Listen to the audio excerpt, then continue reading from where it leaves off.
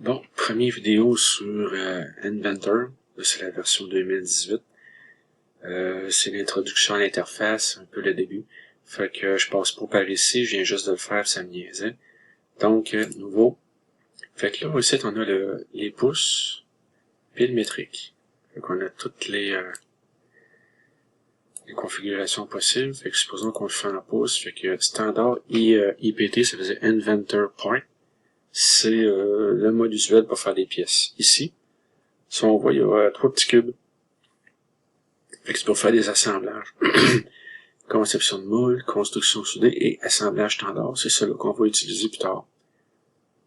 Dans les mises en page, sont ici. Fait que vous avez ordinaire, mais j'aime bien celle-là ici. Après ça, c'est ici l'animation, c'est pour faire bouger nos pièces. Donc ça, c'est des fonctions plus avancées. Donc si je prends, mettons, pièce standard ici, en pouces en métrique, qu'est-ce qui arrive, c'est qu'on a énormément de choix. T'as DIN, fait qu'en métrique, je prends celle-là ici, standard. Après ça, pour les assemblages, je prends le standard aussi, il est ici. Et puis, pour la mise en page, je fais la même chose, ANSI. Fait que de cette façon-là, j'ai les projections américaines. Si je prends, mettons, ISO, ben, je vais avoir les projections européennes. Fait que c'est pas tout à fait la même affaire. Fait que, on y va avec standard ici. Je croyais bien que je m'en sauverais. Bon. On a nos onglets qui sont ici. Fait que nous autres, qu'est-ce qu'on a besoin? C'est modèle 3D. Ben, en partant, c'est esquisse. Annoter, inspecter, modèle 3D, fichier. Alors, c'est celui que majoritairement qu'on va utiliser. Fait que vous avez votre zone de dessin qui est tout ici. Le petit cube comme dans AutoCAD, fait qu'on peut pogner un petit coin, tourner ici comme ça. Moi, ce que je préfère, c'est de faire Shift, roulette. Vous pesez sur votre roulette, vous voyez que le petit cube il tourne de tous les côtés. Fait que c'est mieux comme ça. Bon. Dans la zone ici, qui est pareil comme... je vais y aller avec celle-là ici. C'est que là, c'est toutes nos grosses fonctions. Fait que supposons que je veux esquisse. Ben là, mes premières fonctions d'esquisse sont là. Fait que là, il me dit, hey, faut commencer ton esquisse 2D. Fait que n'allez pas jouer avec l'esquisse 3D tout de suite. C'est des notions plus avancées. Fait que c'est plus celui-ci qu'on va utiliser. Fait que pour commencer une esquisse 2D, ça me prend un plan pour référence. Donc, ce qui m'amène à ce que je voulais j'aller tantôt, ici. Fait que ça, cette zone ici, c'est toutes vos fonctions que vous allez créer, ils vont être là. Fait que quand vous voulez modifier une fonction, vous revenez ici, puis elle est là. C'est très pratique.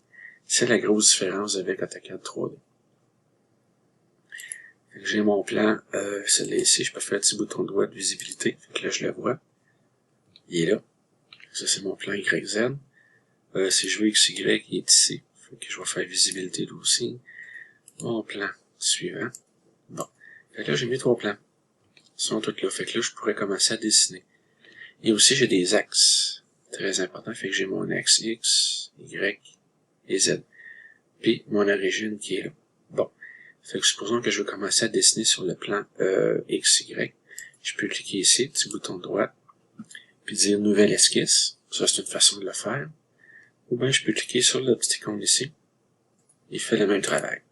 Bon. Fait que là, voyez-vous, mes deux gros axes sont là. Puis quand je fais juste enfoncer la souris, je vais juste me promener d'un côté puis de l'autre. C'est très pratique d'avoir ces deux axes. Fait que là, supposons que je vais faire un cercle à 0, 0. Vous allez voir mon icône. Ok, l'icône, c'est comme une croix avec un petit point jaune dedans. Il va être aimanté par le 0, 0. Voyez-vous, regarde, oups, là, il est comme aimanté. On le voit très, très petit. Fait que dans ce temps-là, c'est sûr que mon icône, ou mon centre, il est barré là. Je peux pas le tasser. Je peux toujours négocier mon cercle. Puis le plan est adaptatif. Fait que je peux le rapetisser tout petit ou le grossir. Bon. Fait que au début, je dessine 100 mètres de cote.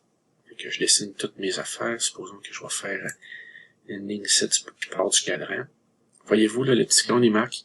Il y a une flèche noire qui s'en va là, sur un point. Fait que là, il dit, ok, je m'en vais m'attacher. Là, je pars ici.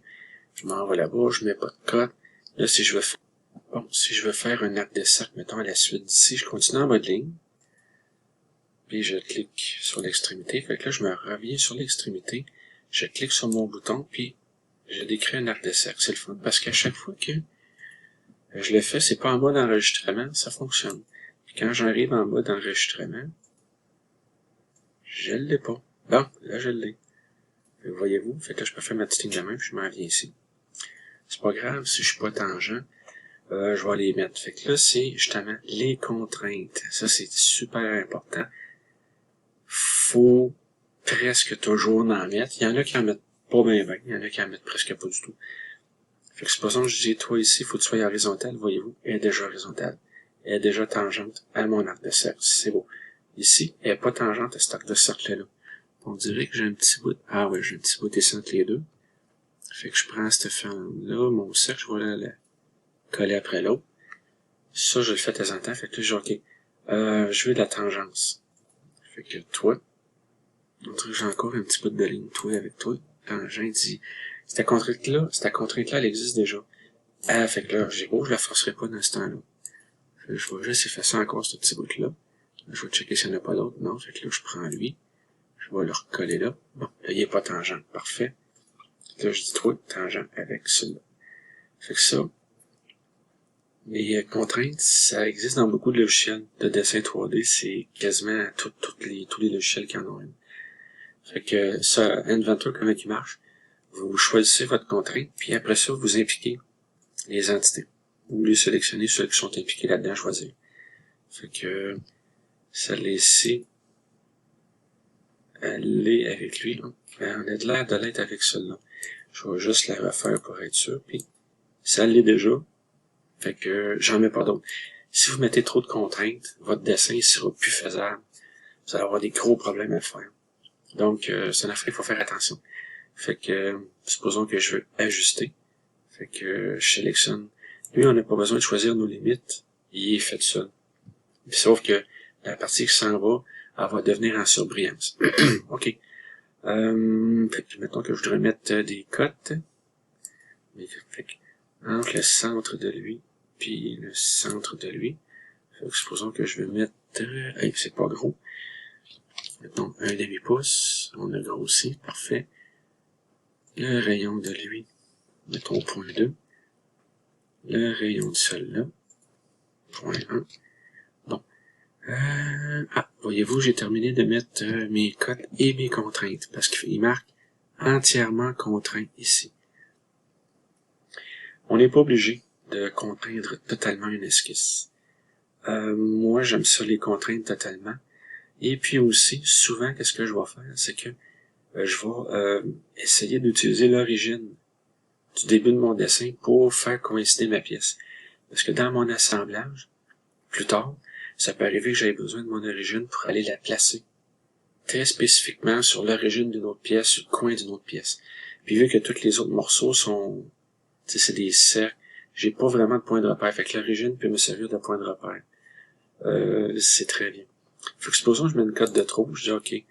Je vais mettre une cote de L avec l'horizontale. Fait que là, ça marchera pas. Là, j'arrive ici, puis je me cherche une horizontale, j'en trouve pas. Fait que là, il faut que je me crée une ligne de construction. Celle-là ici. Trait d'axe, t'as celui-là qui est construction aussi. Je me sers souvent des lignes d'axe, parce que là, ici, c'est un sexe, pour ça que je voulais m'en servir. Fait que maintenant, OK, là, je deviens à cette heure en construction, plus en ligne ordinaire. Fait que je me fais une ligne ici. Ligne d'axe, ça a très bien fait le boulot. Je vais la sortir beaucoup plus loin. Fait que là, c'est une ligne de construction. Fait que là, je lâche mon icône de construction. Fait que là, je peux aller coter mon angle après ça. Fait qu'en QI, celle-là ici, j'ai un angle, il dit, t'as pas besoin de la mettre, cette cote-là. Avec toutes les contraintes que t'as, c'est suffisant. Je dis, OK, accepte-la. Moi, je veux la savoir, parce que je veux vraiment savoir mon angle. Fait que c'est 22,62 degrés. Si je veux la modifier, je suis pas capable. Ça, c'est sûr. Mais elle est entre parenthèses. Fait qu'elle, elle m'informe que l'angle, c'est ça, entre ces deux lignes-là. Tiens, je me suis trompé. Au lieu de 0.5, c'est 0.6. Je clique ici. Je dis OK. 0.6. Tiens, c'est fait. Et puis je me suis trompé. C'est 1 moins 0.22. Fait que je sais pas que ça donne, mettons. Fait que je fais 1 moins 0.22. 0.78. Fait que vous pouvez même faire une petite opération mathématique. Pardon, il va vous la faire. Fait que là, mon angle est rendu les calculs là. C'est bon. Fait que là, je suis encore en mode code. Je fais escape. pour sortir de là.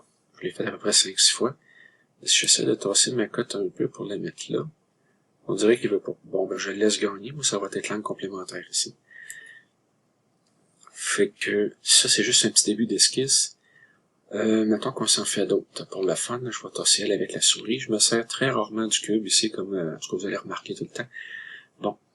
Fait que dans les esquisses, on a, si je continue, mettons, un rectangle. Tiens, des cercles, des lignes. Bon. Fait qu'on va commencer avec le début. Pour les lignes, t'as les lignes ordinaires, t'as des lignes spline. Fait que, je vois très mal mon icône. Donc on peut faire des lignes comme ça. Tu dis, ok, là, j'ai terminé. Fait que, elle, après ça, je peux la négocier un petit peu, on les voit très mal, mais je peux la négocier un petit peu avec les points. Quand vous voulez faire du surfacique, c'est le genre de fonction que je me servais, que j'utilisais. Fait que, si vous voulez faire un lissage d'une bouteille de shampoing, ça, ou un vase à fleurs, cette fonction-là peut nous aider. Mais des fois, j'aime mieux mettre des cercles tangents avec des lignes. Ça fait un petit peu mieux. OK. Les splines. Après ça, tu as les splines par interpolation. Fait que celle-là va suivre plus ses sommets. Fait que, OK, on a fini. Fait que là, on peut changer un petit peu la tangence. Vous pouvez dire, j'ai de la misère un peu à le faire. Fait que si vous prenez des petites lignes de tangence ici, je pense que je l'ai. Non. Quand je pense que je l'ai, je l'ai pas. Fait que, on va oublier ce point-là. Merci. Après ça, courbe par équation, on laisse faire ça. Courbe de jonction. J'en ai jamais fait aussi, ça pourrait être intéressant, ça me prendrait 2 lignes avant. Pour les cercles, on a le cercle, le point de centre, le cercle tangent comme ça, et l'ellipse. Fait que si on veut, mettons un cercle avec les points de tangence, lui, il y en a 3. Fait que, on peut essayer. Tangent avec elle, avec celui-là, puis avec celui-là. Ça va très bien. Fait qu'il n'y a pas voulu. Fait que ça me prend vraiment 3 lignes. J'adore quand je fais une vidéo. Je me trompe souvent.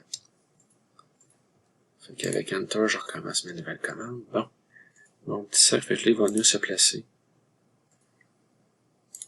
Comme c'est ici. Souvent, qu'est-ce qu'on va faire, c'est que on va, là, il y a des styles rayons du sol, bien entendu. Qu'est-ce qu'on va faire, c'est un cercle ordinaire, c'est un petit peu plus long.